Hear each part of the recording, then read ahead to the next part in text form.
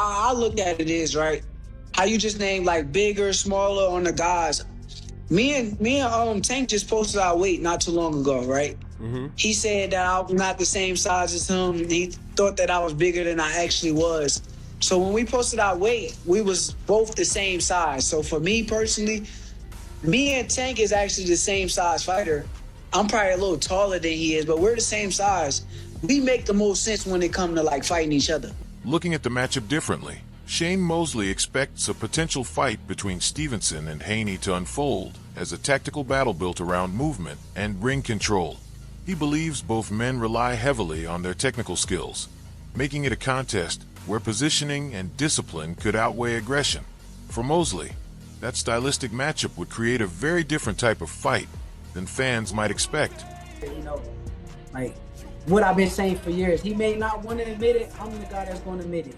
We are the two guys that's the best in the sport, and our destinies is calling each other to fight each other. So I think I will be his last fight for sure. Expanding on that point, Roy Jones Jr. rates Stevenson among the very best movers in boxing today. He believes Stevenson has continued to sharpen that strength and is becoming increasingly effective at using it to control fights. Jones suggests there is still room for further growth, making Stevenson an even more difficult opponent as his overall game continues to evolve. He wouldn't fight me. He said he'll never fight me. He don't want me to feed my family, or however he put it. But now I done heard him say on Twitter that he will fight me. So it sounds like his tune is changing. I think, honestly, he may not admit it, but I think he got a lot of respect for me as a fighter, which is why I think he's planning on leaving the game. He plans on fighting me as his last fight on his way out the door. That's why I don't think. Turning to another viewpoint, the analyst rejects the criticism that Stevenson's style lacks entertainment value. He views Stevenson's approach as a display of high-level boxing intelligence, where timing, positioning, and defensive awareness are just as important as offense. In his opinion, technical mastery should be appreciated on its own rather than judged solely by knockouts or constant exchanges. It's gonna stop the world. So if that fight happens, then all is forgiven. And hopefully they can do that. But like I say, he's taking a lot of backlash for not fighting Devin.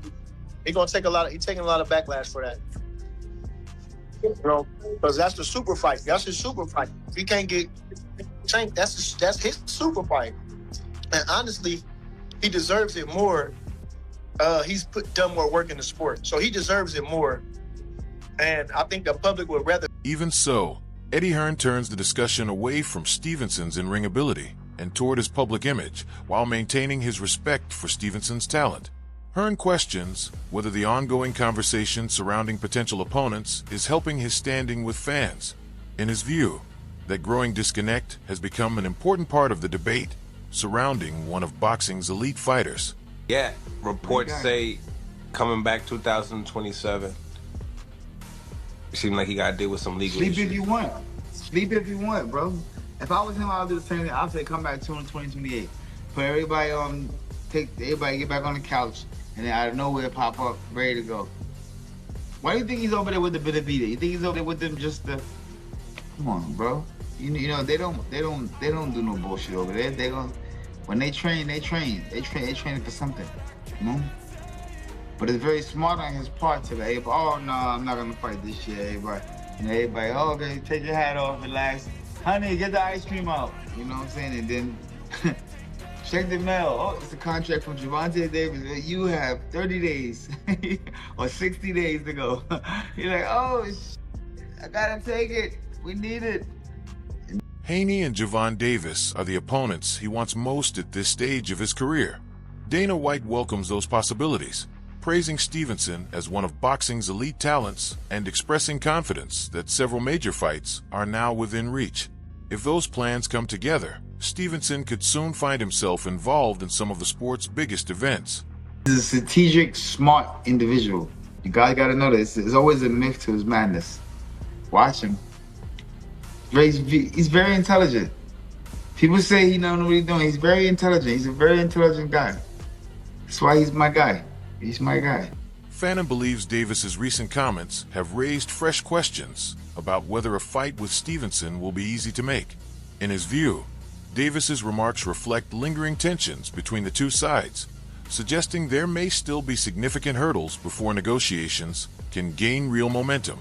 Like, I think Tank have to give up a lot to beat Shakur because Shakur gonna keep your feet on it. And you gotta gamble against the feet. You can't just go down and box and think you're gonna beat him, as TFM found out. You gotta gamble with them feet, because you don't gamble with them feet, he gonna beat you all night. He's comfortable being on that back leg and being smart about it. He's comfortable tattoo you all night long. He ain't gotta knock you out. He's comfortable just popping you all night long, and that's a good thing. So I think it's very difficult for anybody to beat him that don't know or is not willing to gamble and sacrifice to try to. Shakur Stevenson didn't hold back. In a recent interview, the undefeated champ went straight to Gervonta Davis, calling him out for avoiding the biggest fight in the division. Stevenson remains confident that a fight with Gervonta Davis is inevitable. He views it as one of boxing's defining matchups and believes their paths will eventually lead them into the same ring. To me, of the group, yes. Yeah. Of the group fight now, yes, without a question. And that could be the difference. Now, he don't use them he don't maximize it, he use them good. But like I told him before, there's a couple other things he can do. And he is tightened up on some Red Sea there too. So he's gotten a lot better than what he was with. So, and when he starts mastering what he's doing now, he's gonna be more of a problem. Jeez, it's hard to believe. Building on that belief, Stevenson suggests the possibility of facing Davis has become more realistic than it once appeared. He points to a noticeable shift in the overall conversation surrounding the matchup and believes the circumstances are gradually moving in the right direction if that momentum continues. One of boxing's most anticipated fights could finally come into focus. I don't see that as born. I don't see Davis style as born. I don't see Shakur style as born. I see it as science. Yeah. Now, we don't criticize the motherfucker that can't not. That we criticize Boots when he fought Karen. When he fought Karen, a lot of motherfuckers criticized him. They didn't criticize Karen for making it boring. They criticized Boots for not getting him out of there. So you ain't got the style like Tyson. You ain't got the style like Hagler. You ain't got the style like Hitman that can press the gas and not make it boring. Greg Hackett believes a fight between Davis and Stevenson would reshape the public perception of both fighters. He views the matchup as the ultimate proving ground, matching two elite talents with contrasting styles and significant momentum. Hackett also expects a rivalry and constant back and forth outside the ring to generate enormous interest, even though he remains doubtful the fight will actually be finalized. One of the best pound-for-pound fighters on the planet. He's so boring. How old is the guy? Just say to him, all right, mate, bye. Come back to us when you've finished your tantrum. You know, what Shakur Stevenson should be doing is actually getting off Twitter. Because I rate him, as I said, as one of the top fighters in the world. But he's so, like, all this stuff.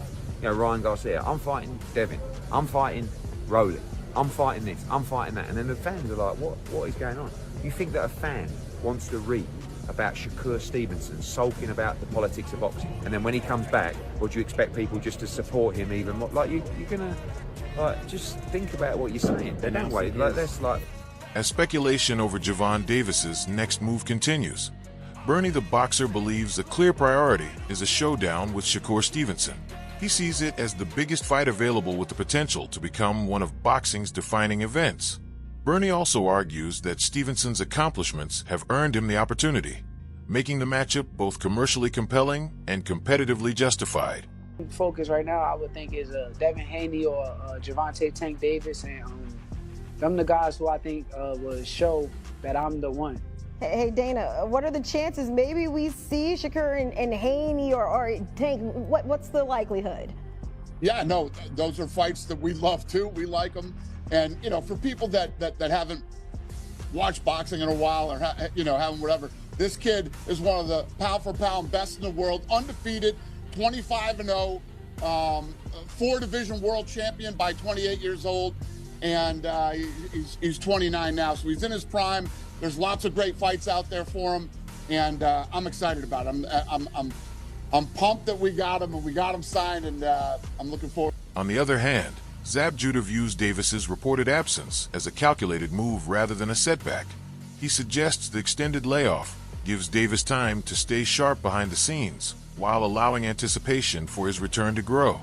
For Judah, that approach could leave future opponents with little time to adjust once Davis decides it's time to make his move.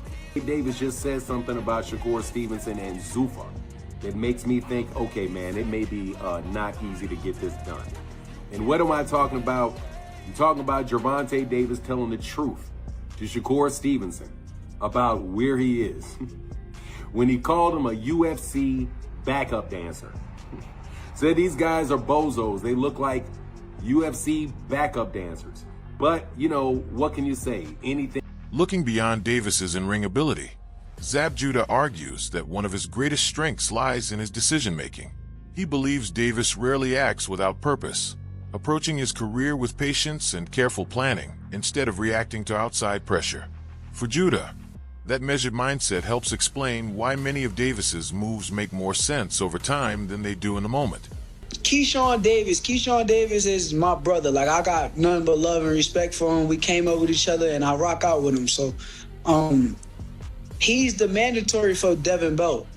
So, being that he's the mandatory for the title, I don't want to step on his toes and take something from him, rather than and get in the way. So, at the end of the day, Devin, it seems like he's committed on vacating the belt and getting out of Keyshawn's way.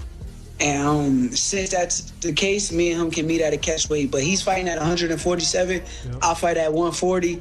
So we're not at the same weight class. So now we got to meet in between. So y'all going like that 144, 145 weight. Shifting the focus, Stevenson explains why a fight with Haney is not his immediate priority. He makes it clear that he has no intention of complicating Keyshawn Davis's path, while the mandatory title situation is still unresolved. Instead, Stevenson suggests he is open to revisiting talks with Haney once those obligations are out of the way and suitable terms can be agreed upon. We don't need a belt. We don't need a belt on the line for us to be the biggest fight. Everybody gonna tune in just because of the history and the stuff that we got going with our sparring and how big of stars we are. Meanwhile, Tim Bradley suggests Stevenson is focused on a different path rather than immediately pursuing Haney. He believes Stevenson is prioritizing his next opportunity under the Zuffa banner, with another opponent likely to come first before turning his attention back to other high-profile matchups.